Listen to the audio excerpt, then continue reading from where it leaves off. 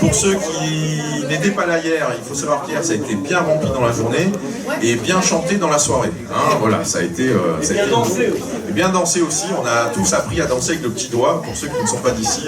C'était une expérience qui a été, comment dire, très instructive. Monsieur Jean-Louis, vous avez des choses à nous dire? Oui. Alors un petit peu de silence, s'il vous plaît. Alors je rappelle, pour la deuxième fois, cinéma de la Presqu'île à Guérande, et il n'y en a qu'un seul. S'il vous plaît. Peut vous taire, monsieur Dussault, là? Monsieur Dussault, Durand, pas Dussault. Monsieur Durand, je vais demander à Janie de venir au milieu, parce que quand même, Janie, on la présente un petit peu quand même. Donc, pour rappel, ça fait un mois... Tu peux monter sur l'estrade, si tu veux aussi. Voilà. Ça fait un mois et demi qu'on est sur la préparation du FestOVNI, donc LDLN et le MUFON en commun, parce que Jenny représente le MUFON, et moi je représente LDLN. Et donc je voulais aussi dire que grâce à la mairie, qui nous fournit tout le matériel et qui nous fournit tous les locaux de manière gratuite, ainsi que tout le matériel extérieur, ça je tiens à les remercier aussi, parce que c'est quand même quelque chose de bien.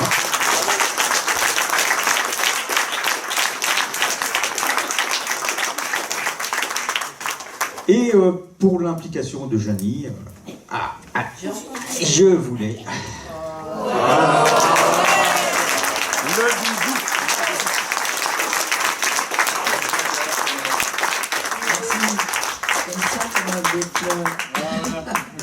Non, merci à tous. Il y a quelques pétales pour tous les bénévoles, parce qu'ils sont très nombreux cette année. Donc je tiens à les remercier aussi, les filles là-bas. Merci beaucoup.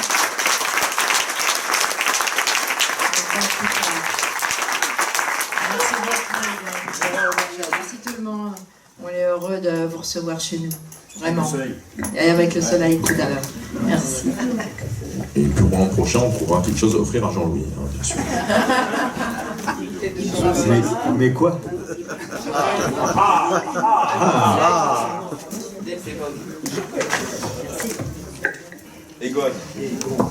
Egon, es-tu prêt à nous emmener encore dans cette Amérique du Sud si chère à ton cœur, sauf que cette fois on va être du côté de la langue portugaise.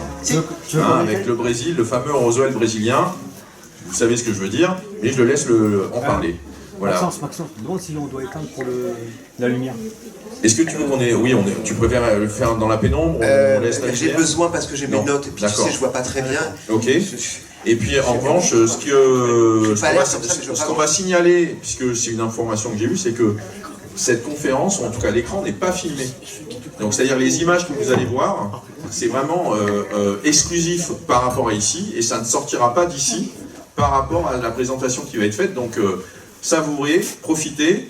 On ne prendra pas de photos avec le téléphone portable, s'il vous plaît, pour être un peu raccord avec cette démarche de ne pas le capturer les images, mais on va écouter la voix suave et entraînante de monsieur Egon Kragel. Egon Kragel!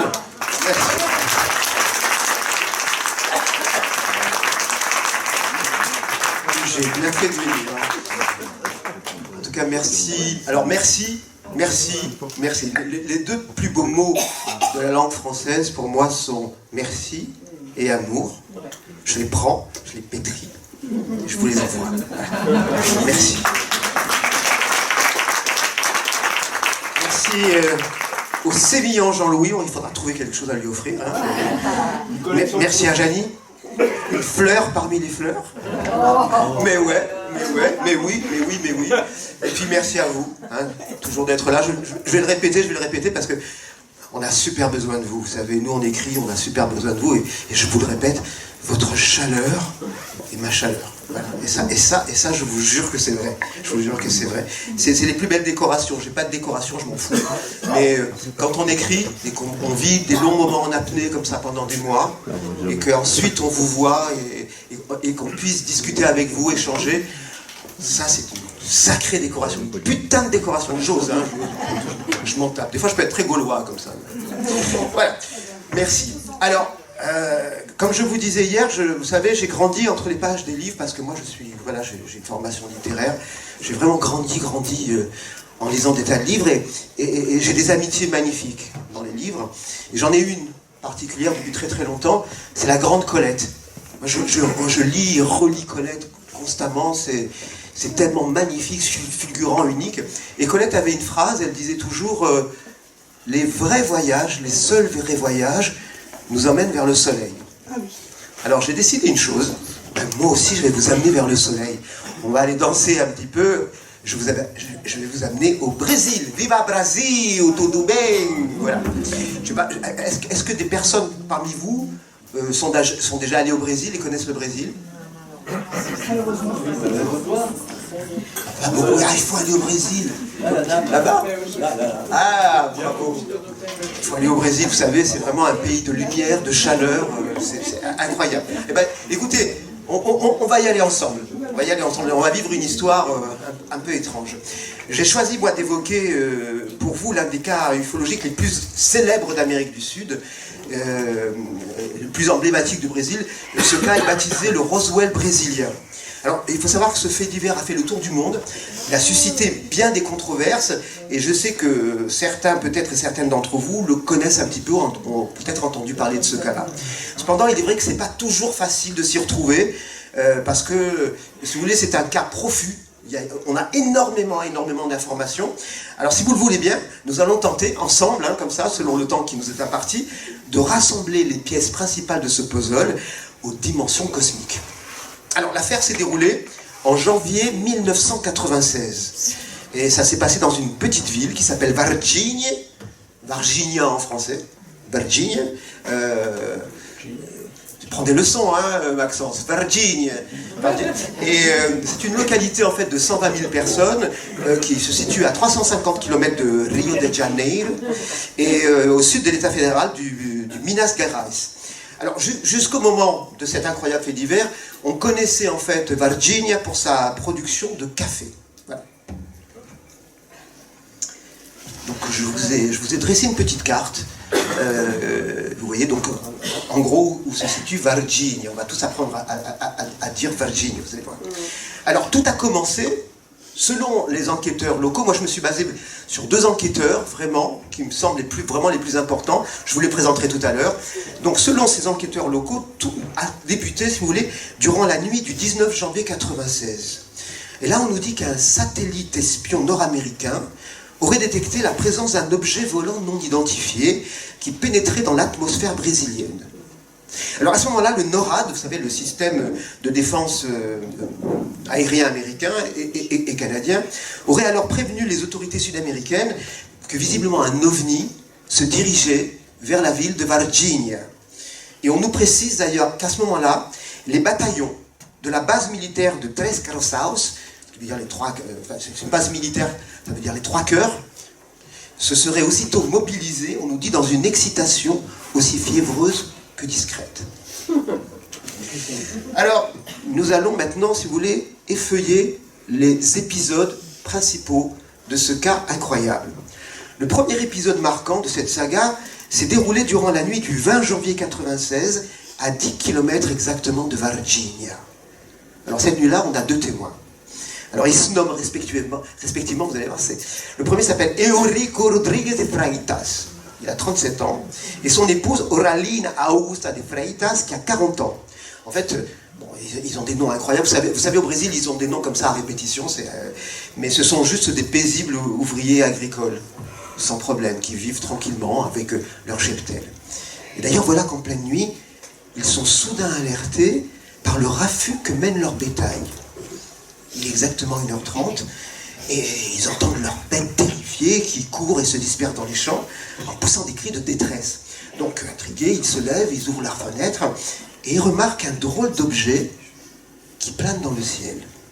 Et voilà ce que va nous dire Eurico. Il va nous dire, le bétail courait d'un côté à l'autre du pâturage, et en levant les yeux, nous avons aperçu un drôle d'engin gris. Alors moi j'ai dit, c'est quoi cette chose? On aurait dit une sorte de sous-marin volant. Il était très long, avec des trucs qui flottaient derrière. Vous savez, comme quand on attache des rubans à un ventilateur. Il avait la taille d'un minibus, avec de la fumée partout. Il était très clair, presque transparent. Moi, je peux vous dire une chose, c'est la première fois que je voyais un truc pareil. Et quand on demande à Oralina, Elle nous dit ah oui, il a raison, moi je l'ai bien vu, j'étais là, hein, je l'ai bien vu. Et il y avait de la fumée partout. Là, il y avait de la fumée blanche qui s'en échappait. Et il était équipé d'aucune lumière. Et il était totalement silencieux. Par contre, les bêtes étaient terrifiées et elles hurlaient de détresse. Là, il faut savoir que durant une quarantaine de minutes, nos agriculteurs vont observer cet étrange engin qui est assez bas. En fait, imaginez-vous, vous voyez le bétail qui court et l'objet planait à peu près à 5 mètres du sol. Et nos agriculteurs vont nous dire il y avait quelque chose qui n'allait pas. Il semblait en mauvaise posture, en fait. Il semblait endommagé parce qu'il perdait des morceaux de fuselage. Et puis, finalement, l'étrange vaisseau s'est éloigné, s'est fondu dans la nuit, tout en se dirigeant vers la périphérie de Varginha. Et là, on a un troisième témoin. Lui s'appelle Carlos de Sousa. Alors lui conduisait tranquillement, il arrive en périphérie de Varginha, il voit un éclair, il entend un grand boom, et il voit un objet qui se crache dans un champ. Il s'approche, il commence à regarder, et à ce moment-là, surgissent des tas de camions militaires. Alors, il ouvre la porte de la voiture, il descend, et là, les militaires font un barrage. Alors il dit, écoutez, messieurs, j'ai vu quelque chose, je voudrais voir de près. Réponse des militaires, ils lui ont posé le canon de la mitraillette sur le front, en lui disant, si vous avancez, on tire. Belle entrée en matière. Donc, je vais vous montrer. On va voir. Donc, il y a eu dans la presse brésilienne beaucoup de représentations de cette histoire. Alors, pour que vous plongiez dans le bain, je vous ai trouvé des illustrations du couple. Alors, en bas, on voit Eurico et Oraline avec leur toutou. Et voilà comment ça a été un peu représenté dans la littérature et la presse brésilienne de l'époque. Et puis, alors, à gauche, j'ai retrouvé des photos de Eurico Rodrigues, justement, et puis à droite, on voit Carlos de Sousa qui raconte, et qui disait, ça faisait un bruit d'ailleurs, ça faisait un bruit de machine à laver, en fait. Et ce qu'il faut savoir, c'est que Carlos, après avoir été menacé par les militaires brésiliens, il avait donné cette interview, il a reçu énormément de menaces, il a disparu et il s'est caché durant 26 ans. Pendant 26 ans, il s'est enfermé chez lui et ne voulait plus voir personne. Alors, ce qu'on sait ensuite, c'est que dès le matin, du 20 janvier, donc là ça s'est passé vraiment à la fin de la nuit, dès le matin, une agitation sans précédent va secouer Varginha qui s'éveille. On voit partout débarquer des camions de pompiers et de militaires. Et une étrange frénésie s'est emparée de cette petite ville, d'habitude très tranquille. Que se passe-t-il donc en plein cœur de la ville? Alors pour tenter d'en savoir plus, comme je vous disais, je me suis référé moi au travail minutieux mené durant des années par 2 enquêteurs brésiliens. Alors le premier, c'est un prénom très difficile à dire, je ne sais pas si vous allez y arriver. Il s'appelle Ubirajara Franco Rodrigues, qui est avocat. Il est avocat et professeur d'université. Et le second s'appelle Vittorio Paccaccini, qui a fait un travail absolument incroyable. Ces 2 hommes, il faut savoir, ont recueilli les témoignages des riverains, des pompiers, des médecins, des militaires, et sont parvenus peu à peu à reconstituer justement cette étrange histoire. Et je vais vous montrer nos 2 enquêteurs. Voilà. Vous avez Ubirajara Franco Rodrigues à gauche et Vittorio Paccaccini à droite. Donc, on va arriver au 2e épisode marquant de cette saga. Alors elle débute à 8h du matin.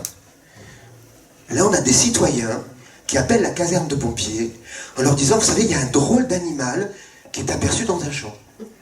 Il faut absolument que vous veniez les capturer. Alors il faut savoir que les pompiers au Brésil sont vraiment souvent appelés pour ça, parce qu'au Brésil, on a une faune extrêmement dense, et il y a beaucoup d'animaux comme ça qui traînent. On a parfois des tigres, ce qu'on appelle des tigres, qui sont des jaguars qui viennent, etc. Et d'autres animaux, des aguaraguaçu, enfin plein de choses. Beaucoup de reptiles, donc on les appelle souvent pour dire qu'il y a une bestiole, il faut venir la chercher. Donc là, on les appelle, on dit, écoutez, il y a une drôle de bestiole. Et le temps que l'équipe des pompiers arrive sur les lieux, il y a des enfants qui sont dans le champ, qui ont vu cette bestiole et qui lui jettent des pierres. D'ailleurs, il y a une dame, une bonne dame brésilienne qui sort en disant, mais espèce de garnement, qu'est-ce que vous faites? C'est un pauvre animal, laissez-le tranquille. Et donc elle chasse les enfants pas à coup de pierre, mais à coup de pied aux fesses. Alors, À 10h, on a 4 pompiers qui débarquent sur les lieux. On sait qu'il y a le sergent Palares, le caporal Rubens et les soldats Nivaldo et Santos qui débarquent. L'endroit, donc, on leur dit, oui, il y a une drôle de bestiole qui est dans un petit ravin qui est là. Et ce petit ravin est situé au niveau 3 de la rue Sway. Alors là, on a plusieurs témoins. Vous savez, le Brésil, hein, les gens se lèvent tôt, il y a plein de monde. Alors donc, on a 2 pompiers qui sont là. Bonjour, mon chéri. Et 3 personnes sont sur place pour observer les allées et venues des pompiers. Et ils assistent, selon leurs termes, ces témoins, à une véritable opération de repérage menée par des hommes équipés de gros gants et portant des filets. Ils diront, on a assisté à une véritable traque. 10h30, les pompiers sont de retour, ils escaladent le ravin, un filet à la main, et ils ont visiblement attrapé ce qu'ils cherchaient.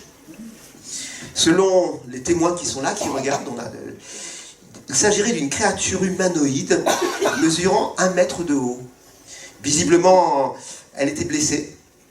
Elle n'a offert aucune résistance au moment de sa capture, et selon des témoins, elle aurait juste émis un curieux bourdonnement. À 150 mètres de là, sur un petit immeuble, on a Enrique José de Sousa, qui est un assistant maçon. Alors lui, il a une vue magnifique parce qu'il supervise ce qui est en train de se passer, et il aperçoit les pompiers qui placent la créature dans une boîte en bois et qui la recouvrent d'une bâche. Ensuite, cette boîte est posée à l'arrière d'un camion de l'armée, et ce camion s'en va et va justement à la base militaire de Tres Corações, dont je vous parlais. La base, elle se situe à peu près à 25 km de Varginha. Alors sur ces pompiers, il y a un détail qui est très intéressant. Il y a une épouse qui va témoigner le soir même et qui va dire « Mon mari est rentré et son uniforme était enduit d'un liquide huile dégueulasse parce que visiblement il a attrapé une drôle de créature. Eh bien, moi, ni une ni deux, j'ai pris l'uniforme parce que ça coûte de l'argent, j'ai pris l'uniforme et je l'ai brûlé. » On a le témoignage de cette dame. Alors voilà, ça aussi, je vous ai retrouvé des représentations donc, de cette traque dans le ravin. Le troisième moment fort de cette saga, c'est un grand moment, va se dérouler toujours ce 20 janvier. Alors, là, on a vu 10h30, maintenant c'est 15h30. Alors là, on a 3 jeunes filles. On a 3 jeunes filles qui ont été aider une amie à déménager, et ces 3 jeunes filles rentrent tranquillement chez elles. La première s'appelle Liliane Fatima Silva, elle a 16 ans. La seconde, c'est Valkyrie Fatima Silva, elle a 14 ans. Et la troisième est une camarade, en fait, elle s'appelle Katia Andrade Javier, elle a 22 ans. On a pris un raccourci à travers Jardim Andere, qui est un petit endroit, vous allez voir, pour rejoindre le quartier de Santana où on habite, raconte Katia. Alors là, les jeunes filles s'engagent prudemment dans cette zone verte parce que Jardim Andere, ça veut dire le jardin, l'autre jardin. En fait, c'est une sorte de terrain vague, comme ça, un peu à l'abandon. Donc les jeunes filles s'engagent prudemment dans cette zone verte, donc, comme je vous disais, aux allures de terrain vague, et elles ne sont pas très rassurées. Pourquoi? Parce qu'elles disent, c'est que l'endroit est dangereux, explique-t-elle. Car le samedi, les hommes, ils vont pour fumer de la marijuana ou ce genre de choses, et ils ne sont pas sympas avec nous. Voilà. Ils ont tendance à nous agresser, alors elles sont un peu inquiètes, mais Dieu merci, à cette heure-ci, l'endroit est désert. Enfin, pas tout à fait. Sur le point d'arriver chez elles, les 3 jeunes filles aperçoivent soudain, à une vingtaine de mètres, un détail intrigant qui est contre un mur de béton. Au début, confie Liliane, j'ai cru qu'il s'agissait d'un morceau de bois. Mais en progressant, nos 3 promeneuses réalisent qu'il n'en est rien.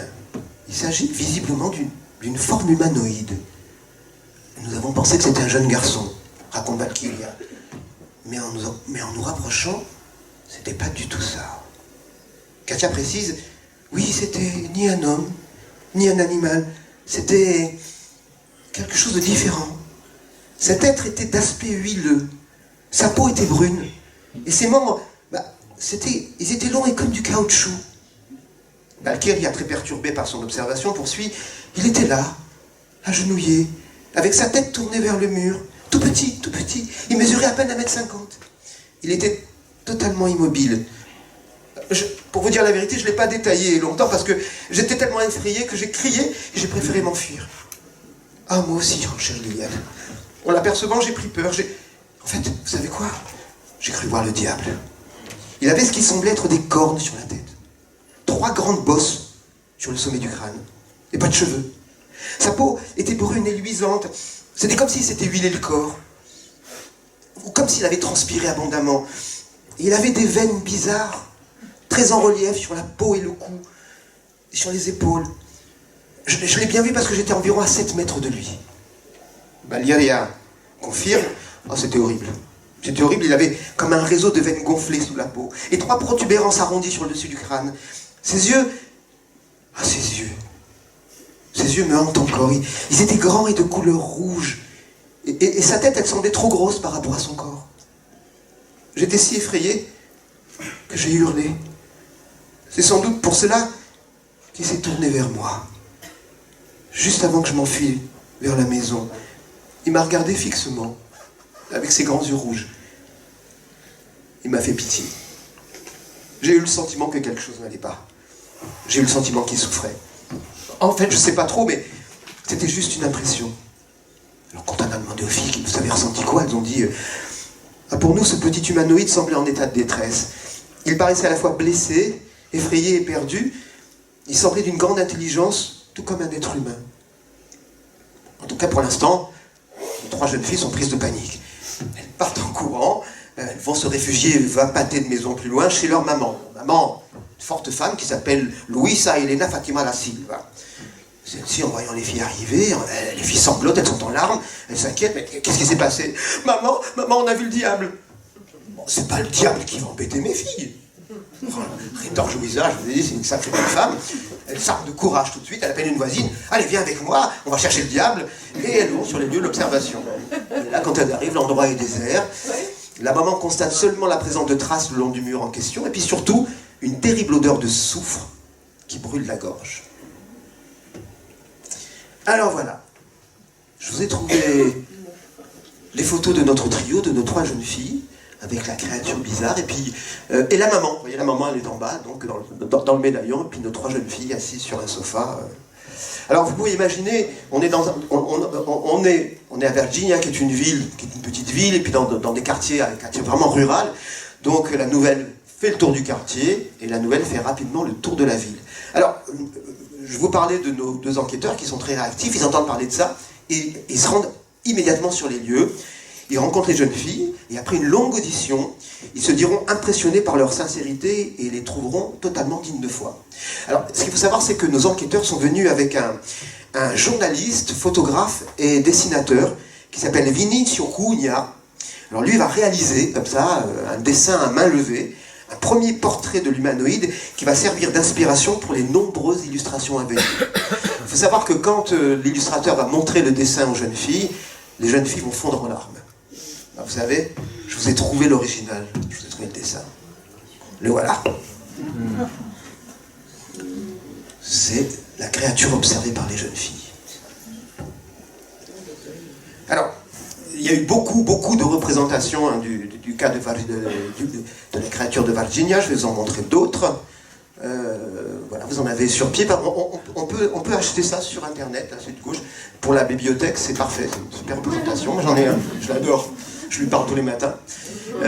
À droite, voilà, en situation contre le mur. Et au milieu, je suis très fier parce que c'est la couverture de mon livre. Et c'est mon ami Armand Altaï, que vous connaissez sans doute à la Star Academy, professeur de la Star Academy. J'avais appelé Armand à 2h du matin, je lui ai dit « Armand, il faut absolument que tu me fasses un dessin, parce qu'elle dessine super bien. » Et voilà, c'est Armand qui m'a dessiné la créature de Virginia. Alors ce qu'il faut savoir, c'est que les 3 filles vont être énormément interrogées, elles vont passer à la télévision, et surtout, elles vont être interviewées lors d'un congrès ufologique en juin 1996 par un célèbre psychiatre américain qu'on connaît tous, enfin, je pense que vous le connaissez, qui s'appelle John Mack, qui est une institution qui a travaillé beaucoup sur les dossiers des enlèvements. Et John Mack va venir assister de l'ufologue et psychologue Gilda Mauro. Et pour l'éminent expert d'Harvard qu'est John Mack, les filles sont tout à fait sincères. Après les avoir interviewées, il a dit une chose: si ce sont des simulatrices, a-t-il lancé en guise de conclusion, je veux bien déchirer mes diplômes de médecine. Prouvé. Super photo de John Mack avec les filles, en train de les interviewer. Puis on voit sur la photo de droite, John Mack au milieu des enquêteurs brésiliens. Maintenant, on va arriver au 4e moment fort de notre saga. Celui-là, il n'est pas piqué les hannetons. Alors celui-là se déroule à 3 heures après l'observation des jeunes filles. Donc on a vu les jeunes filles, c'était à peu près 15h30, 16h. Maintenant, il est 18h. Il va se passer une chose incroyable, il va y avoir une averse de grêle extrêmement violente qui va s'abattre sur la ville et qui va briser même des vitres et des pare-brises de voitures. Et durant cette tempête, on a des soldats, enfin 2 policiers qui patrouillent dans leur véhicule de fonction. Bon, il faut faire très attention, il y a beaucoup d'eau. Moi qui ai vécu en Argentine au Brésil, je peux vous dire que quand il pleut, c'est monstrueux, quoi. On se retrouve avec 1 mètre, 1,50 m d'eau parfois dans les rues, quoi. C'est incroyable. Donc, ils manœuvrent, ils vont très doucement. Ils arrivent rue Benvenuto Brasileira, et là ils freinent à mort, et ils dérapent, hein. Ils font de l'aquaplaning sur la chaussée qui est trempée, parce que un drôle d'animal vient de surgir devant la voiture. Et c'était un drôle d'animal, et il se traînait avec des mouvements lents. Il a surgi devant nous, il était comme étourdi, ou comme s'il souffrait. L'un des policiers, qui d'abord va bondir hors du véhicule en se disant il faut que j'attrape cette bestiole, il faut que je l'attrape. Mais il va rester tétanisé, figé. L'animal en question est en fait une créature humanoïde de petite taille, avec une peau très humide, vous commencez à comprendre, avec 3 excroissants sur la tête et des yeux rouges. Cette créature est visiblement mal en point, elle est accroupie. Lui il va dire elle était affreuse, elle était difforme, mais très impressionnante parce qu'elle fixe de ses grands yeux rouges les 2 hommes, comme si quelque part elle implorait leur pitié. Donc le jeune policier va écouter que son cœur, il va se baisser, il va la prendre dans ses bras. N'oubliez pas ce détail. Il la prend dans ses bras, comme ça, et il la saisit très délicatement et il va la poser sur la banquette arrière de la voiture. Il fait ça très délicatement, et la créature ne réagit pas. Et donc, selon la description de ces policiers, cette créature ressemble trait pour trait à la créature vue par Valkyria, Katia et Liliane juste avant. Même peau luisante, mêmes yeux rouges, même excroissance sur le sommet du crâne.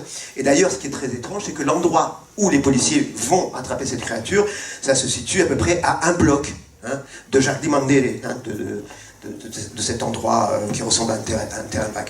Le policier qui a attrapé cette créature, bras nus, main nue, on va retenir son nom, il a 23 ans, il s'appelle Marco Eli Cerese. Et je reviendrai sur son cas tout à l'heure. Voilà, je vous ai trouvé des petites représentations de ce qui s'était passé. Voilà, enfin, toujours... Il y a des tas au Brésil, vous avez des tas d'ouvrages, enfin ça a été abondamment... hein, médiatisé. Alors, que s'est-il passé?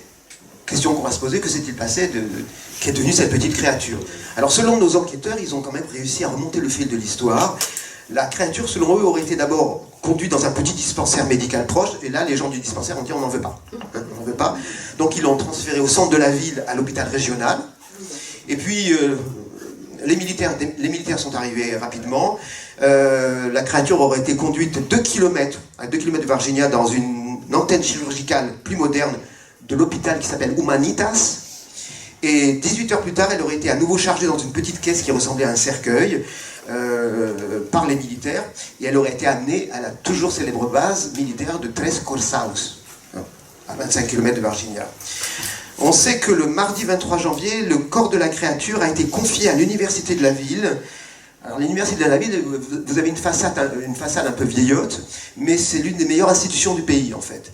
Et c'est là qu'officie un personnage très connu au Brésil qui s'appelle le docteur Badan Palares. Alors c'est un légiste mondialement célèbre parce qu'en fait lui a pratiqué l'autopsie d'un criminel de guerre, le criminel de guerre nazi, Joseph Mengele. Et donc ce médecin légiste est rentré dans l'histoire après avoir donc pratiqué cette autopsie. Alors, très vite, nos enquêteurs vont contacter Palares, qui nie. Moi, j'ai jamais, enfin, qu'est-ce que c'est cette histoire? Je n'ai jamais disséqué une créature extraterrestre, c'est ridicule. Cependant, il y a des choses très étranges. Lors d'une conférence, par exemple, dans un collège de Campinas, il faisait une conférence face à un parterre d'étudiants en droit. Il y a, à un moment donné, il y a un étudiant qui s'est levé, qui lui a dit « Monsieur, j'ai une question à vous poser. Est-ce que c'est vrai que vous avez autopsié une créature extraterrestre ?»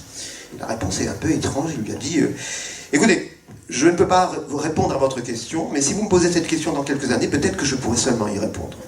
Mais là, je ne peux pas. » Donc c'est quand même bizarre, cette phrase. Hein.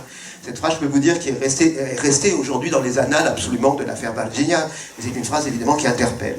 Faut-il attendre qu'il puisse parler librement concernant, en tout cas, l'histoire de Baden-Palares, ce que nous dit Paccaccini, hein, il nous dit ça, il nous dit « Palares nie tout ». Et désormais, il menace les journalistes, disant qu'il poursuivra quiconque tentera à nouveau d'associer son nom à l'incident de Varginha. Moi, bien sûr que je sais qu'il est impliqué jusqu'au cou dans l'incident, je ne serais pas assez fou pour balancer une information pareille à toute la presse si je ne pouvais pas le prouver. Alors je vous ai trouvé une photo justement de Madame Palares, vous voyez, qui passe son temps à nier aujourd'hui. Donc il menace même de poursuivre quiconque dirait qu'il a été en contact avec une créature exogène venue d'ailleurs. Voilà. On arrive maintenant au 5e moment marquant de cette saga. Alors, ce moment-là, moi je l'aime beaucoup, il s'est déroulé un peu plus tard. Il s'est déroulé le 21 avril 1996 à 21h. Là, on a une dame, témoin, la Señora Teresina Galo-Klebs, qui a 67 ans. Alors, c'est une dame très, très, très respectable. Hein, parce qu'elle est l'épouse de Marco Klebs, qui est l'ancien politicien et membre du conseil municipal de la ville. Donc là, on a les huiles, hein, vraiment. D'ailleurs, c'est un dîner hein, de haute personnalité. Ce soir-là, elle est accompagnée de son mari et elle participe à une soirée privée dans un restaurant du jardin zoologique. Retenez ça, le jardin zoologique de Varginha.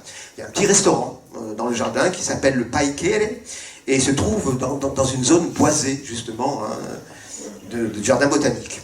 Alors, durant cette soirée, à un moment, Teresina a dit à ses amis, écoutez, excusez-moi, j'en peux plus, là, je vais fumer. Elle fait comme Marie-Thérèse de Brosse, tu sais, Marie-Thérèse, elle fume comme un pompier. Excusez-moi, il faut que j'aille fumer une cigarette. Donc elle sort sur la véranda pour fumer sa cigarette. Et puis soudain, elle dit que j'ai éprouvé un drôle de malaise. Je sais pas, en fait, vous savez quoi, j'ai eu l'impression que j'étais épié. Alors, et là, elle raconte. Alors je me suis tourné vers la gauche. Et là, j'ai vu une créature qui me fixait. Cet être qui se tenait à 4 mètres de moi, mesurait entre 1m20 et 1m50. J'ai aucune idée de ce que c'était.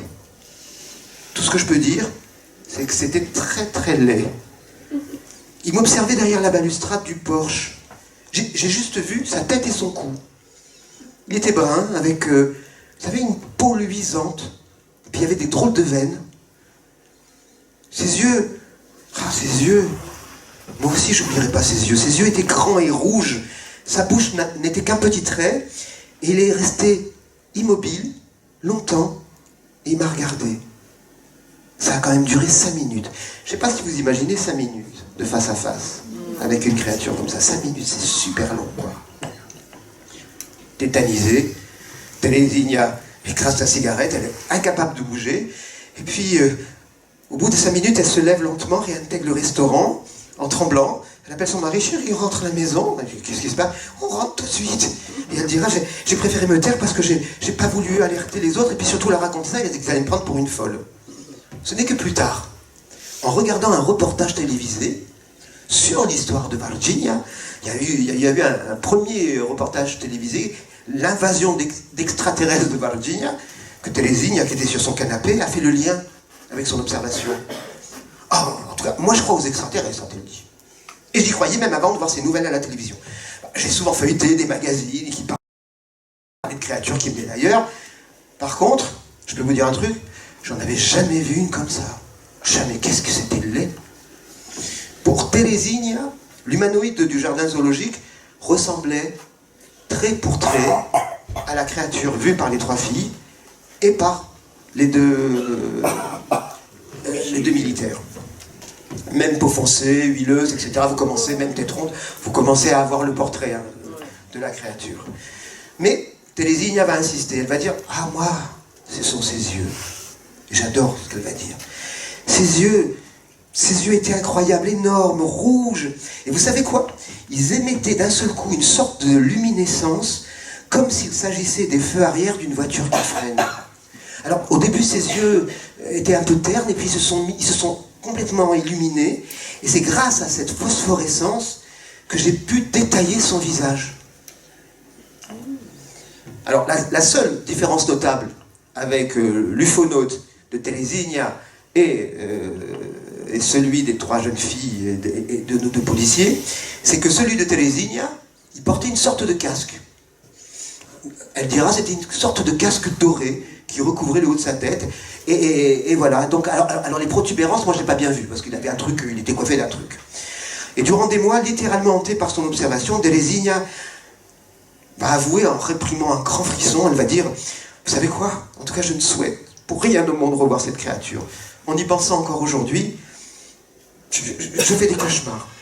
Je suis terrifié. Et depuis ce jour, d'ailleurs, je dors extrêmement mal. Je n'arrive pas à ôter cette horrible vision de ma tête. Alors voilà. Alors je vous ai trouvé un document génial. Je vous ai trouvé le dessin que nous a fait Teresinha.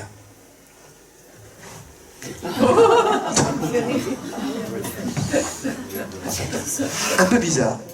Teresinha et son mari, son sémillant mari.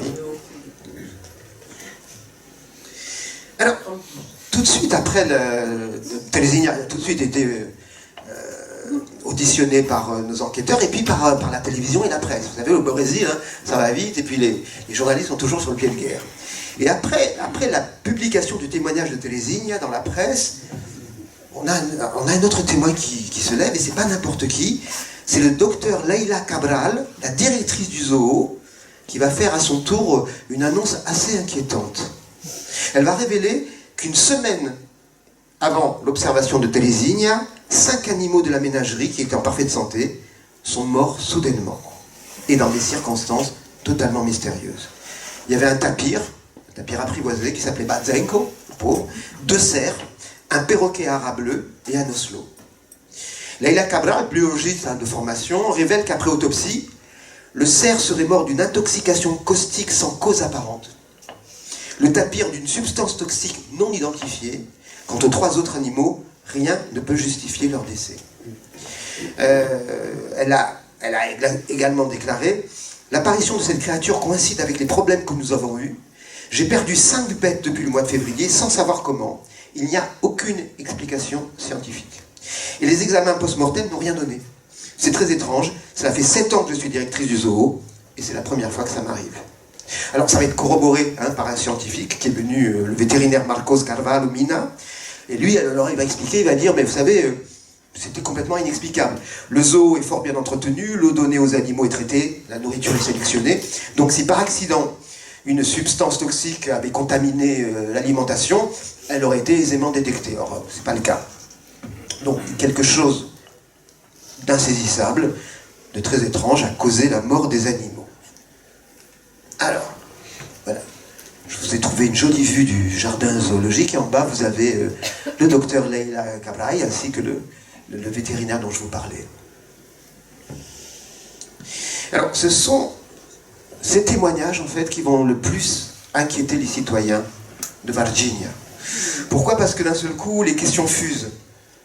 Est-ce que ces êtres tombés du ciel seraient-ils porteurs de virus mortels? Un terrible danger rôderait-il à Varginha? D'autant plus que ça et là, une terrible rumeur commence à circuler. Tout débute, comme toujours, par des on-dit. Certains prétendent qu'un jeune officier aurait perdu la vie après avoir manipulé l'un des extraterrestres. La rumeur court de lèvre en lèvre. Ça paraît insensé, mais sait-on jamais. Alors, on se tourne du côté des forces armées. Nos enquêteurs vont voir l'armée, évidemment. À votre avis, sans surprise, rien à déclarer, il ne s'est rien passé, personne n'est mort. Donc, bon. Mais face quand même à l'éventuelle gravité des faits, l'enquêteur Franco Rodriguez va se rendre à la mairie pour tenter d'en savoir plus. Et là, coup de théâtre, il obtient une copie du registre des décès récentes qui confirme qu'un jeune militaire du nom de Marco Eli Cerese, vous vous souvenez, est décédé il y a peu. Et surtout de cause inconnue, marqué cause inconnue. Alors qu'est-ce que va faire Rodriguez? Vous sortez que, comme nos sémillants enquêteurs du MUFON, hein, bah, il va taper à la porte de la famille de Marco Elichere, et là il va apprendre des choses extrêmement troublantes. L'enquêteur va d'abord découvrir que le caporal Chelze faisait partie du service secret de la police militaire, qui s'appelle P2, et c'est ce service qui a participé le 20 janvier à la capture de ces créatures dont toute la ville parle. Donc Marco Elichere, il a confirmation qu'il a bien effectué la traque de ces étranges entités. Sa sœur, Marta Antonia Tavares, est formelle. Elle va dire: mon frère, affirme-t-elle, a été impliqué dans cette opération de police du début jusqu'à la fin. Cette nuit-là, il est rentré tard à la maison et il nous en a parlé. Pour elle, aucun doute, le petit extraterrestre est la cause de son décès. Elle nous dit: Marco a accompagné la créature de l'endroit de sa capture à l'hôpital Humanitas, et en attrapant l'extraterrestre, il l'a touché. D'ailleurs, j'ai des rapports que je possède qui disent qu'il a pu être contaminé par la peau. Alors on ne dit pas la cause, ce qu'il a contaminé, mais on parle d'une contamination par la peau. Et visiblement, est-ce que ce serait une coupure ou une blessure infectée? On ne sait pas. Et c'est pour ça, dit la sœur, que j'affirme qu'il y a bien eu capture et que mon frère s'est bien saisi de cet être, car jusque-là, il était en parfaite santé. Voilà le policier Marco Elichere. Je vous ai trouvé 3 photos, puis des articles de la presse brésilienne de l'époque. Vous voyez, on nous dit qu'un policier est mort après la capture supposée d'un extraterrestre à Varginha. Vous avez tout un article qui commence à raconter ça. Comme je vous disais, ça commence à bruisser sévèrement dans la ville. Tout le monde commence à parler de ça. On va interviewer le papa de Marco Elichere, et lui il va faire un aveu très intéressant. Il va dire que 2 jours après les faits, il se souvient avoir questionné son fils en lui disant: fiston, c'est quoi cette histoire absurde qui circule dans la ville, comme quoi vous auriez capturé un petit monstre ou un être étrange. Et là la réaction de Marco, elle est quand même assez particulière. Il dit: mon fils est devenu soudain très, très grave, et il m'a répondu: papa, c'est pas une idiotie, je peux pas en parler, mais tu verras que c'est quelque chose dont on va parler très bientôt. Voilà, ça c'est le témoignage du papa. Alors, ce que nos enquêteurs vont découvrir encore par la suite va rajouter du mystère au mystère, et ne peut que renforcer les suspicions. Il apprend que les médecins ont donné l'ordre d'enterrer immédiatement le corps du policier, tout en précisant que le cercueil devait être scellé et que le funérailles devait se dérouler sans la famille. Donc, c'est confirmé ça par l'épouse du défunt, qui va dire: bien sûr que j'aurais souhaité aller à son enterrement, mais on m'a rien dit sur ses obsèques. C'était entièrement secret et mené par les militaires. Donc, ces questions, il y a des questions légitimes qui se posent encore aujourd'hui. Pourquoi tant de précautions? Quelle est la cause réelle du décès de Marco Elichere? Pourquoi l'armée ne parle pas? Alors, ce qu'il faut savoir, c'est que la famille mène encore aujourd'hui une lutte acharnée pour obtenir des précisions. Voilà, je vous ai trouvé... Là on voit sa sœur et sa maman à gauche, qui tiennent un cadre, une photo de leur fils. Et vous voyez, je vous ai trouvé les premières pages des journaux brésiliens encore. Un virus aurait détruit le petit policier qui chassait un Iti à Varginha. La presse s'y met, donc ça rigole pas. Alors, on se pose la question, évidemment, quelle est la cause du décès de Marco Elichere? Alors, parmi les médecins qui ont pris en charge le jeune policier, figure un cardiologue très célèbre qui s'appelle Cesario Furtado. Alors, l'enquêteur Rodriguez est parvenu, après maints efforts, à l'interviewer, et lui, il a pu retracer le parcours hospitalier du patient, et voici les principales étapes, et vous allez voir, c'est pas drôle. Fin janvier 96, après la capture de l'être étrange, le caporal Chelze a ressenti d'intenses douleurs lombaires. Et une tumeur semblable à un furoncle s'est mise à pousser sous son aisselle gauche. 12 février 1996, Chelze allait très mal, il s'est rendu à l'hôpital régional, il a subi divers examens, analyse d'urine, radio de la colonne vertébrale, de la région lombaire et du sacrum. Il a fallu drainer l'abcès de son aisselle gauche, et c'est alors que le jeune homme a présenté un processus graduel de paralysie et de fièvre. Ses analyses de sang indiquaient qu'il souffrait d'une forte infection, capable de provoquer un empoisonnement. Alors là, les médecins, évidemment, lui ont prescrit un protocole médical, pénicilline et gentamicine. Chelze a alors été placé en isolement. l'armée est venue et l'armée a interdit aux proches de le voir. 13 et 14 février, donc le lendemain, malgré les traitements antibactériens et autres recours thérapeutiques différents, les médecins n'ont hélas noté aucune amélioration. 15 février au matin, l'état de Marco s'est encore dégradé. En plus d'une forte fatigue, il a sombré dans un état de torpeur généralisée. Il présentait des signes inquiétants de cyanose. Vous savez, la cyanose, parce que on devient bleu parce que c'est un manque d'oxygène. Et tous ces symptômes, pour les médecins, indiquaient un empoisonnement général véhiculé par le sang. Le jeune homme a été immédiatement transféré au centre de soins intensifs de l'hôpital régional. Alors, on s'est rendu compte que son système immunitaire était très très altéré, donc on lui a fait un test HIV tout de suite. Alors le test était négatif, mais ce qui était étonnant, c'est qu'il présentait tous les symptômes d'un sida déclaré. Et puis tout s'est accéléré ce jour-là, très très vite. Marco s'est mis à délirer. Et pour les médecins, cet état de confusion mentale était le symptôme probable d'une septicémie. Sa tension a chuté de façon alarmante. Et puis, malgré tous les efforts entrepris, vous pouvez imaginer, l'issue a été fatale. Le jeune homme a succombé à 11h exactement, 26 jours après sa rencontre avec une créature non identifiée. Alors, face à cette mort si soudaine, le cardiologue Cesario Furtado avoue encore aujourd'hui, lorsqu'on l'interviewe, son incrédulité. Nous pouvons dire avec certitude qu'il a acquis une perte soudaine de ses défenses immunitaires. Maintenant, comment a-t-il pu acquérir ça? Ça, personne ne le sait. Souffrait-il d'un tel état depuis longtemps de façon congénitale? À balayer. Parce qu'il ne serait pas arrivé à l'âge de 23 ans en pleine santé. Vous savez, ils subissent des visites médicales, ils pétaient la forme, quoi. Donc c'est quelque chose qu'il a acquis soudainement. Et puis, notre cardiologue conclut en disant « Je répète officiellement que la cause de sa mort ne fut jamais élucidée. Il est clair qu'elle ne fut ni provoquée par la pneumonie, ni l'infection urinaire et ni l'abcès dont il souffrait qu'on avait soigné. Cette cause, nous l'ignorons. Il est important de noter qu'en moins de 20 jours, 3 bactéries mortelles ont attaqué le policier. 3. Ce qui est une chose extrêmement rare, jamais vue. Marco n'avait plus aucune défense immunitaire. Il s'agit donc d'une mort étrange, sans explication rationnelle. Ça, je peux vous dire que c'est donc officiel. Moi, j'ai retrouvé pour vous le rapport d'autopsie de Marco Elichere, c'est le rapport officiel. Alors, je vous le montre. Je vous montre juste 2-3 paragraphes parce qu'il est long. Si vous voulez le voir, si vous lisez le portugais, demandez-moi, moi je peux vous l'envoyer, mais voilà, ça c'est vraiment l'autopsie du soldat. Alors, évidemment, vous pouvez imaginer, ça devient public, on commence à parler de la mort de ce soldat, et sous la pression des citoyens et des médias, la force armée brésilienne est sommée de s'expliquer. Le 8 mai 1996, les militaires organisent une conférence de presse, bilan.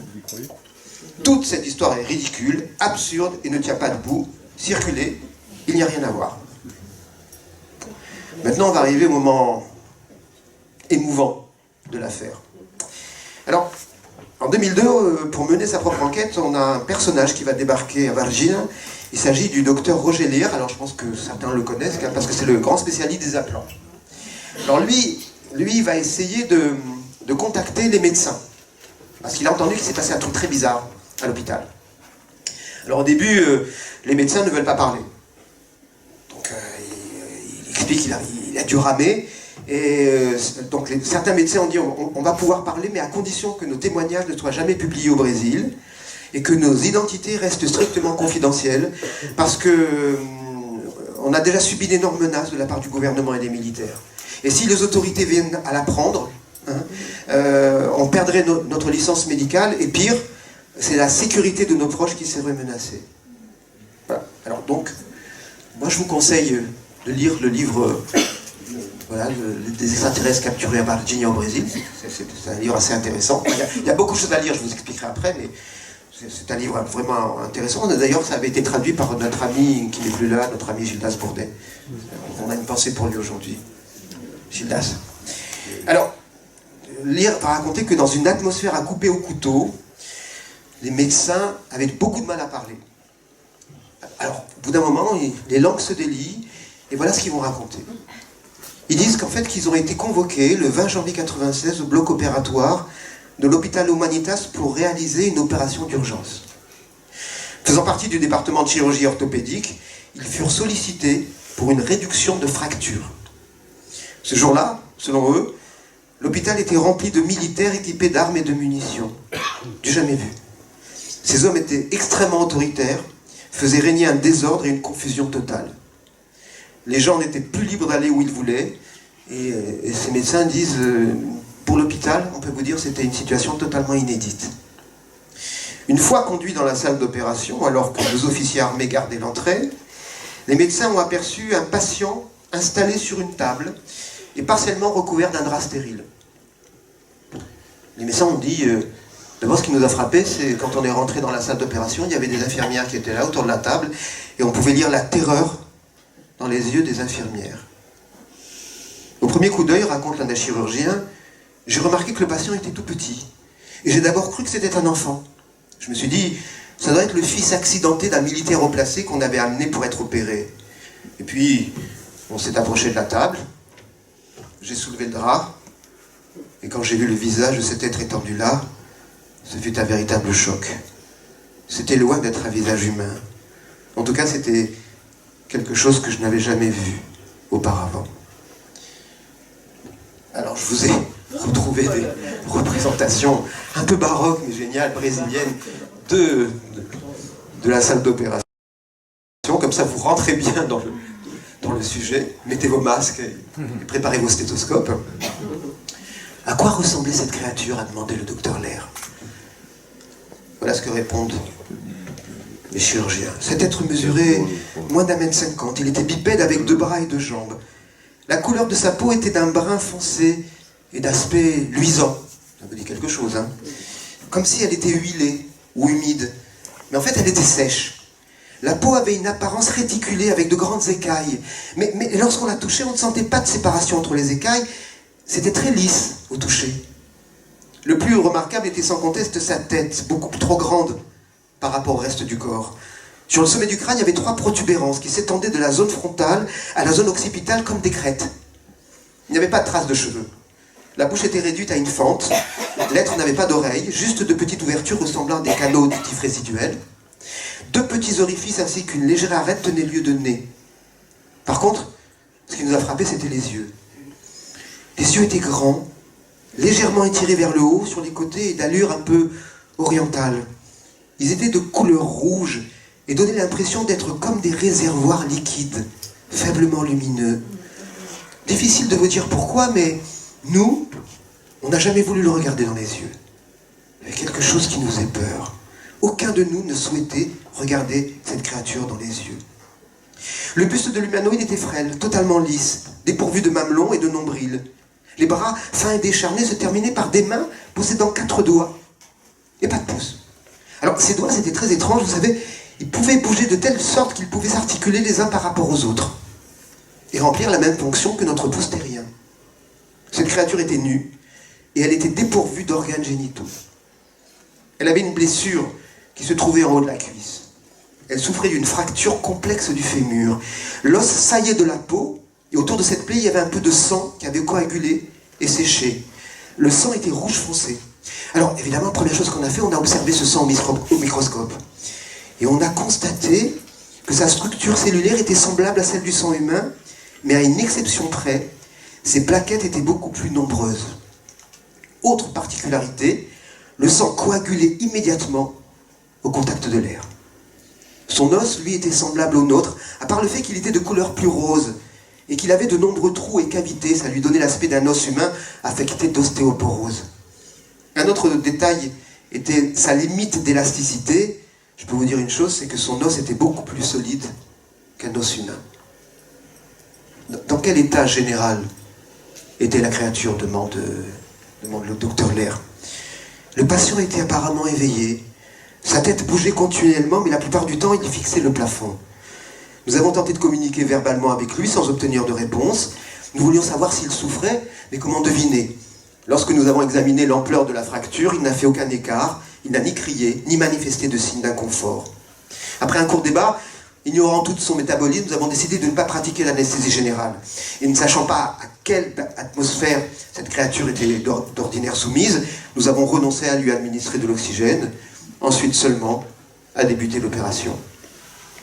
À ce stade des confessions, nous dit le docteur Lair, le ton change, le visage se crispe, un malaise évident flotte dans l'air, et finalement l'orthopédiste se lance. Il s'est ensuite passé un incident dont j'hésite à vous parler, parce qu'il est si étrange que vous pourriez ne pas me croire. Mais honnêtement, en tant que médecin, vous allez vous rendre compte que je dis la vérité.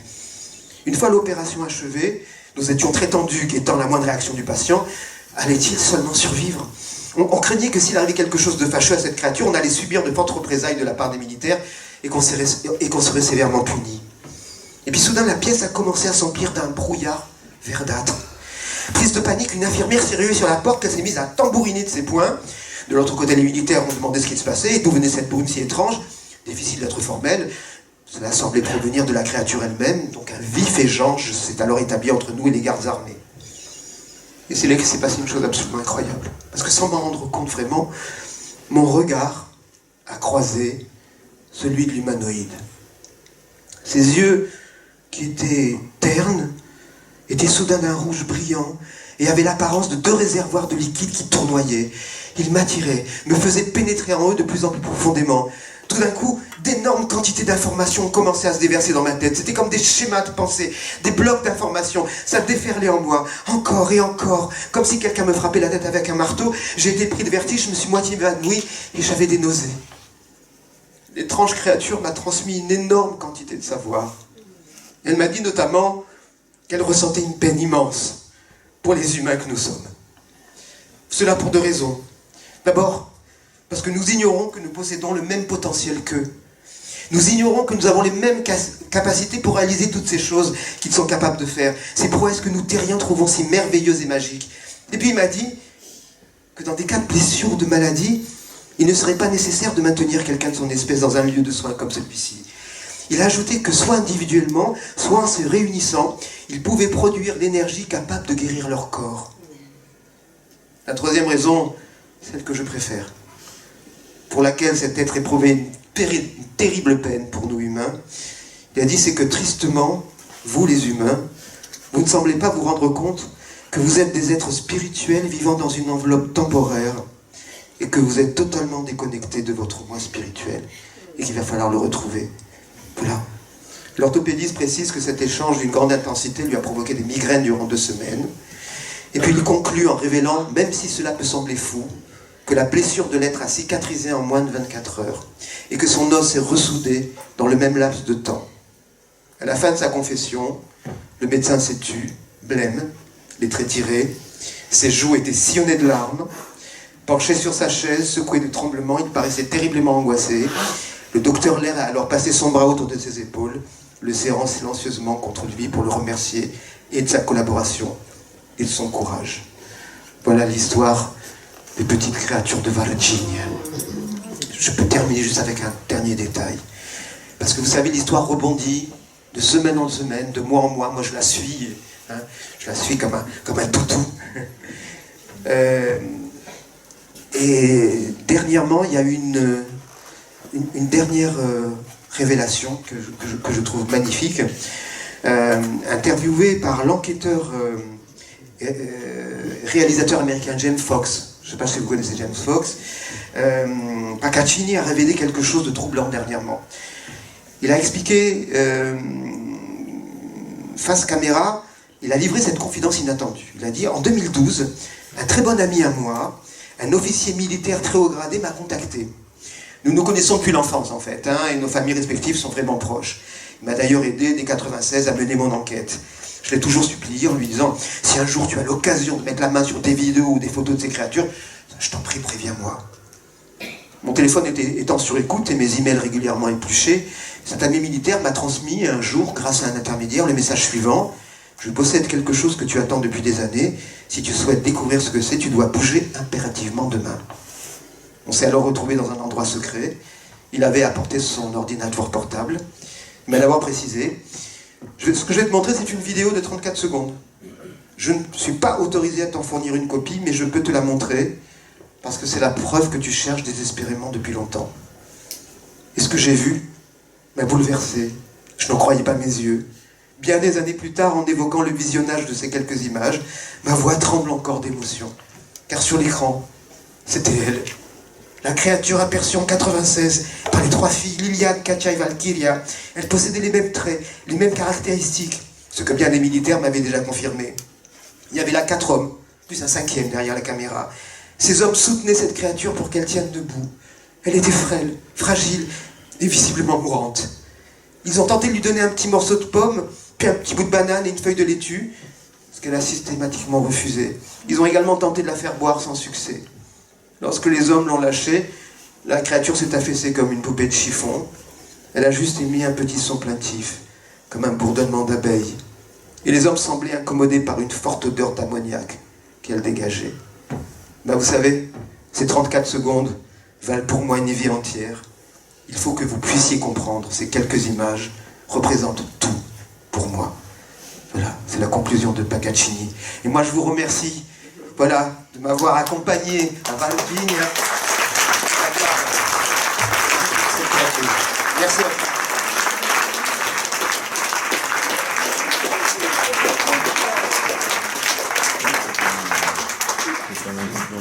Merci.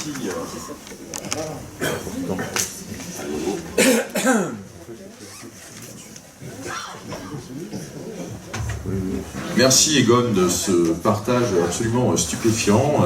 On avait pu entendre parler de Varginia et en même temps, bien sûr qu'on ne connaissait pas tous ces détails. Hein, donc c'est vraiment, tu nous as fait un cadeau magnifique. On a eu la place Bonaventure l'an dernier, on a eu Varginia cette année, donc on a vraiment à chaque fois des cas assez extraordinaires qu'on a l'espace de pouvoir présenter en détail. Donc merci beaucoup Egon et merci bien sûr au Festovni pour nous avoir partagé ça. Alors j'imagine qu'il peut y avoir des questions, des commentaires dans la salle sur les petits gris ou les petits rouges ou les êtres à bosse, enfin bref, en tout cas sur ces êtres qui ont des messages télépathiques à faire passer aussi, semble-t-il. Alors, qui se lance? Oui, alors il faut vous lever et on a un petit souci de micro là pour l'instant, donc on finit à 12h15 à peu près avant le déjeuner de ce midi. C'est juste pour vous donner des ordres de grandeur, voilà. Question rapide, voilà. Bonjour. J'ai noté en fait dans la description tout à l'heure du journal local de Varginia, et je voudrais avoir la traduction en fait parce qu'il y a un mot qui m'interpelle. Virus destroy PM Kassu O et des Varginia. Kassu, la traduction. Causer. Ouais. Ah, d'accord. Tu peux me redire la phrase, je vais la traduire au fur et à mesure. Virus destroy. A détruit. PM. Le policier. Kassu. Causé. D'accord. Par Aniti de Varginia. Voilà. En fait, je me disais, si la créature c'était Kassu en brésilien, j'avais vu un reportage d'Elisabeth de Caligny qui parlait des Kaku, notamment en Bretagne, qui était une espèce de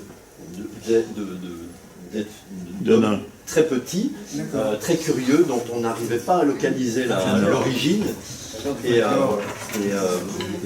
qui en fait ont quasiment disparu, il n'y en a quasiment plus. Et c'était vraiment une énigme, en tout cas en Bretagne. Et je me disais que s'il y avait un rapport de racine étymologique avec le mot Kassu au Brésil, ça aurait été assez confondant. Et une autre question dans la première question, et puis j'en termine. Je voulais savoir si vous aviez des relations avec Thierry Jamin et des informations avec les momies de Nazca, comme vous êtes allé beaucoup en Amérique du Sud. Je connais Thierry, mais j'ai pas. C'est un dossier que je n'ai pas du tout fouillé, enquêté. J'adorais aller au Pérou, mais c'est un de mes. Je rêve de retourner là en Amérique du Sud, aller au Paraguay, faire le Paraguay, la Bolivie et le Pérou. Et évidemment, si je vais au Pérou, j'irai voir automatiquement Thierry, mais j'ai pas vraiment enquêté sur ce cas. Pourquoi alors? J'avoue être très humble là-dessus, mais c'est-à-dire que je connais, ayant passé du temps là-bas, la Bolivie, j'ai adoré, mes plus beaux voyages ont été en Bolivie. Je connais un petit peu les Huaqueros, ce que sont les Huaqueros. Alors les pilleurs de tombes. Les pilleurs de tombes, oui, ce sont les gens qui pillent les tombes. Alors j'ai pas d'avis sur ce qui s'est passé parce que je me suis pas, mais vraiment je me suis pas penché sur le cas. J'ai juste sur le coup avoir un petit peu. Ah oui, pardon. Pardon. Dès que je parle d'Amérique du Sud, hein, c'est Tu fini. n'as pas empiété sur le cas pour l'instant, mais Voilà, en j'ai revanche, tu pas vois ce empiété. qu'est les Wakeros. Mais j'ai toujours un petit... ma langue rouge s'allume quand ça parle de Wakeros, voilà, parce que je connais les Wakeros. Moi, j'en ai rencontré là-bas qui veulent te vendre plein de choses quand ils savent que, oh, il y a un français, mucha plata, ils sont riches, les Français, alors les pauvres s'ils savaient, mais ils viennent, ils veulent te rendre n'importe quoi, et bon, mais non, authentique. Combien tu me vends ça? Ouh, 1000 pesos. Je lui dis, mais ça va pas. Moi, je t'achète ça pour 3 pesos. Ah, banqueroute. Non, bon, je les connais bien. Donc, pour moi, les Wakeros, la parole d'un Wakero, c'est toujours à manier avec précaution. Maintenant, je meurs d'envie d'aller absolument au Pérou. Si je peux y aller, bah, j'irai voir évidemment Thierry, et puis j'irai me pencher dessus à fond. Voilà. Parce que l'Amérique du Sud, c'est mon pays de rêve, donc je veux savoir ce qui se passe là-bas. Merci Egon. Une autre question, un autre commentaire. Voilà, plein de mains. La dame au fond, puis ici, Armel, derrière, et la quatrième là-bas, c'est dans l'ordre d'apparition. Voilà. Donc au fond, levez-vous s'il vous plaît. Et on parle un peu fort, parce que là on a un petit souci de sonorisation. J'aurais pu savoir si, par exemple, la troisième créature qui était vue au zoo, est-ce qu'il en est advenu? Alors, on a des nouvelles. Et aussi le vaisseau qui s'est écrasé, est-ce qu'on sait où il est? Alors, en gros, ce qu'on sait, alors c'est beaucoup plus complexe que ça parce qu'on parle en fait de 5 créatures en tout. Hein. Je ne sais pas faire en détail, mais les enquêteurs parlent en tout de 5 créatures. Alors, celle du zoo, on ne sait pas du tout. En tout cas, dans l'état actuel de nos connaissances, ce que disent les enquêteurs Pacacini et Rodriguez, ils disent que de toute façon, il s'est passé quelque chose, c'est que à un moment donné, l'armée américaine a débarqué sur place, ce qui a rendu d'ailleurs fou les pompiers à Virginia. Ils auraient pris toutes les pièces qui existaient et ils auraient ramené ça aux États-Unis, au nord. Alors donc une partie des pompiers ont été furieux en disant c'était notre cas, on n'a pas pu. Il semblerait, je dis bien parce que ce sont des rumeurs qui tournent, enfin c'est ce qui se dit, on n'a pas de preuves factuelles pour l'instant, mais il semblerait que 2 avions non immatriculés des États-Unis ont débarqué avec des membres de la CIA et ils auraient tout embarqué, des corps, des pièces, etc. Donc voilà. En ce qui concerne le vaisseau qui s'est écrasé, je ne sais pas si vous vous souvenez, mais ce que raconte Carlos Sousa, c'est que lui il a voulu s'approcher en fait et il s'est pris une mitraillette sur le front. Hein. Ils lui ont dit que s'il avançait. Et alors là-bas, moi je peux vous dire, ça rigole pas, parce que le Brésil, j'y suis allé il y a très très longtemps, et la première chose qui m'avait frappé, c'est que moi j'ai vu un enfant tué par les policiers. Et c'est pour le petit Européen que j'étais abrité de violences comme ça m'avait traumatisé. Donc c'est des pays où ça rigole pas, je peux vous dire, ça rigole pas. Le Brésil, il y a des choses... Mais ils auraient tiré, vraiment. Ils auraient tiré. Ce que je vous conseille, c'est un magnifique reportage de James Fox, hein, qui est sorti sur Virginia. Il a fait un magnifique reportage qui est absolument incroyable. Et d'ailleurs, il y a une scène où il veut parler à un témoin et il sort des fusils. Hein. Et James Fox, pour la première fois, dit oh, on va faire demi-tour là. Mais le reportage est absolument magnifique parce que James Fox avait eu la chance d'interviewer les 3 jeunes filles quand elles étaient toutes petites et il les a réinterviewées là où elles sont adultes et elles ne changent pas. Vous les voyez, elles parlent, elles tremblent encore, elles ne changent pas. Oui, parce que James Fox, en tant que réalisateur de films sur la question UFO aux États-Unis, a commencé ses films en 1999. Ah oui, absolument. Donc il a quelques films au compteur, il en a encore sorti un l'an dernier, je crois, oui, de mémoire. Voilà. Je vous conseille de voir le film de James Fox. Reportage. Question suivante, merci pour cet aspect, puis on parlera peut-être du projet Legacy plus tard, une autre fois. Armel? Oui.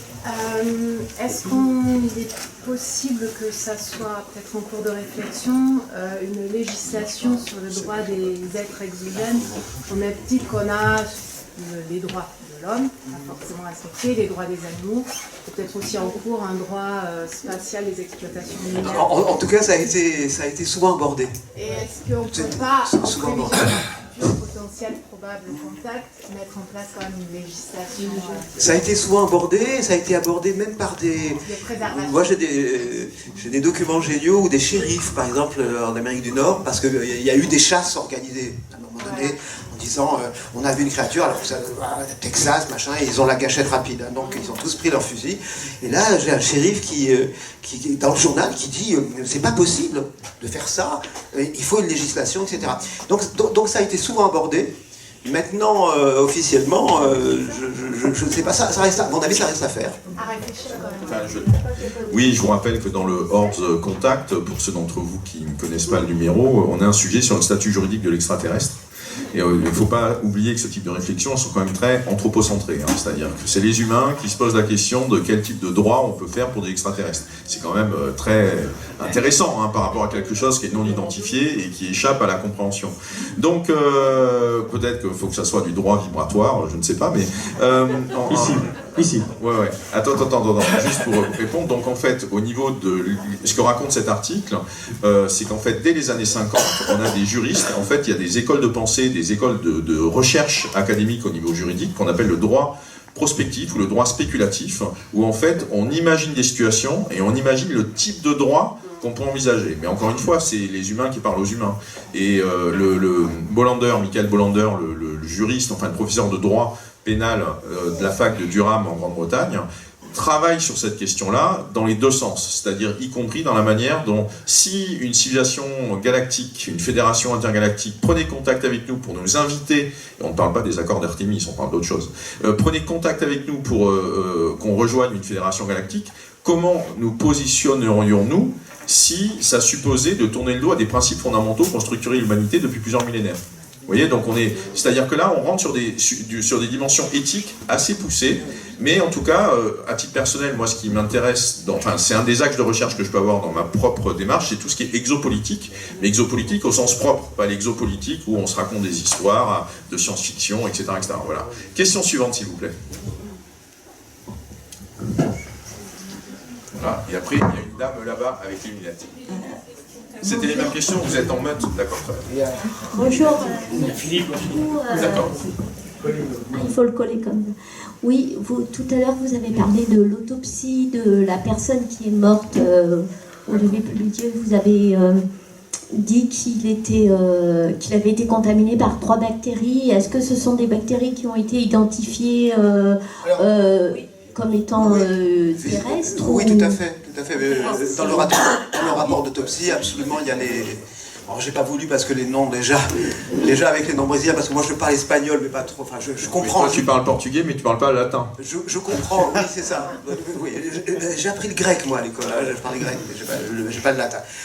Chacun sa croix. C'était un peu compliqué, comme j'ai tendance souvent à savonner. Là, je vous fais des confidences maintenant qu'on est amis. J'ai tendance à savonner, donc les noms compliqués, des fois je les mets de côté en me disant parce que je vais savonner, ça va être horrible. Voilà. Mais je peux, si vous voulez, je peux vous transmettre le rapport d'autopsie avec plaisir. Je voudrais lire le... Bon, en gros, il y a un effondrement immunitaire et que ce soit des maladies nosocomiales chopées dans le cadre du milieu hospitalier ou d'autres types d'infections qui pouvaient être latentes et qui se déclenchent parce qu'il y a un effondrement du système immunitaire, tout ça donne malheureusement un tableau clinique cohérent par rapport à ce qu'on peut connaître, y compris dans le cadre des recherches qui concernent le sida, bien sûr. Ils n'ont pas eu le temps de tester de la trithérapie d'ailleurs, pour voir si ça allait remonter son système, tu vois, c'est juste pour des approches comparatives, mais il n'y a pas eu le temps là. Il est parti très vite. Question d'après, il y a donc la dame, c'est bon. Monsieur, hop, Philippe, devant. Tu peux te lever et puis prendre mon micro.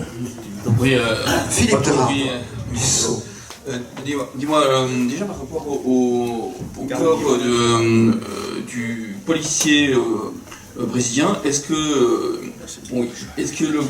le cadavre a été enterré ou est-ce qu'il avait été restitué à la famille ou au contraire détruit? Non. Justement, l'épouse, la sœur et la mère se plaignent parce que d'abord elles n'ont pas assisté aux obsèques. C'était un cercueil blindé, absolument. Alors il y a maintenant justement, elles se battent pour savoir une chose, c'est-à-dire est-ce qu'il a été enterré ou est-ce qu'il y a eu une incinération? On ne sait pas. Et elles se battent encore aujourd'hui, hein, si vous allez sur internet, vous allez voir, elles se battent, elles demandent des précisions. Et c'est très difficile parce que l'armée freine des 4 fers, enfin, on peut imaginer. Cercueil blindé, intimité militaire et incinération. On ne sait pas s'il y a dans le cercueil blindé. Non. Et dernière chose, j'avais entendu parler d'une rumeur que suite à ce crash, il y avait d'autres engins qui avaient été repérés comme s'ils étaient en mission de sauvetage. Est-ce que cette rumeur... C'est une rumeur, oui, je connais cette rumeur, mais je n'ai pas aucune précision factuelle là-dessus. Voilà, j'ai pas de... C'est-à-dire, il y a beaucoup de rumeurs autour de Virginia, hein, parce que c'est comme Roswell. Oui. Enfin, on peut vraiment faire le parallèle, tu vois, avec Roswell. C'est-à-dire qu'au bout d'un moment, il y a aussi beaucoup de choses, il faut faire le tri, parce qu'il y a énormément de choses. La presse sud-américaine que je connais, aime bien aussi forcer le trait sur beaucoup de choses. Donc la presse aussi véhicule des tas d'informations à manipuler avec prudence. Voilà. Ce qui est assez frappant sur le cas de Virginia, et tu l'as très bien relaté sur la fin, c'est que là encore avec le combat de la famille du jeune policier qui est décédé, c'est que en gros l'affaire Virginia elle est encore vivante. Oui. Ça continue, c'est pas simplement qu'une affaire des années 96, Absolument. c'est une affaire qui continue encore 20 ans après. Justement, je Et vous donc, montre des magazines encore d'aujourd'hui. Regardez, ça c'est des magazines au Brésil. L'affaire de Virginia, il y a énormément de choses. Et à la fin, je vous ai fait comme ça. Le dossier n'est pas clos, quoi. Pour vous montrer absolument tout ce que vous pouvez trouver sur Virginia. Alors, moi, je vous conseille la ligne supérieure. Alors, évidemment, les 3 premiers livres sont en portugais, mais sont absolument géniaux parce que vous avez des sources incroyables d'informations. Le 3e, c'est le livre de lire. Et donc, le dernier, voilà, c'est une BD qui est géniale. Une BD d'un petit... Un manga. Absolument, manga. Et voilà, Cocorico, c'est français, c'est génial. Génial. Merci, Egon. Génial, super. Et puis après, vous avez regardé tout ce qu'il y a, et ce n'est qu'un petit échantillon. Hein, Donc il est probable qu'on va de plus en plus entendre parler de Virginia, puisque tous les dossiers, la divulgation, c'est aussi au Brésil. Il y a une autre question, hop, par ici. Non, pas d'autres questions, très bien. Hop, au fond, monsieur et puis madame, et on finira sur cette question-là, avant qu'on passe... Après, on peut parler ensemble. Voilà, on va pouvoir continuer à parler ensemble, mais avant de sortir de cette salle, qui nous a embarqué fort loin ce matin, il y aura le tirage de la tombola. Voilà, pour les... Et on rallumera les téléphones mobiles après. D'accord, bien sûr. Donc, madame, monsieur, voilà. Je voulais savoir si la BD était basée sur des recherches de l'auteur ou si c'était basé sur les livres de Roger Thaler. Vous parlez de la BD française? Oui, la BD française. Oh, bah, il s'est appuyé aussi un peu comme moi vraiment sur les enquêteurs. Vous savez, il y a 2 enquêteurs en fait, vraiment principaux qui ont fait un sacré boulot. Hein. Je peux vous dire qu'ils ont fait un sacré boulot. Ils ont subi d'énormes pressions. Paccaccini, j'avais communiqué avec lui et il m'avait dit qu'il se déplaçait armé. Que maintenant il se déplaçait armé à l'époque. Donc, je pense que notre illustrateur s'est basé sur ces faits-là, en fait. Quelque chose de plus par rapport au phénomène,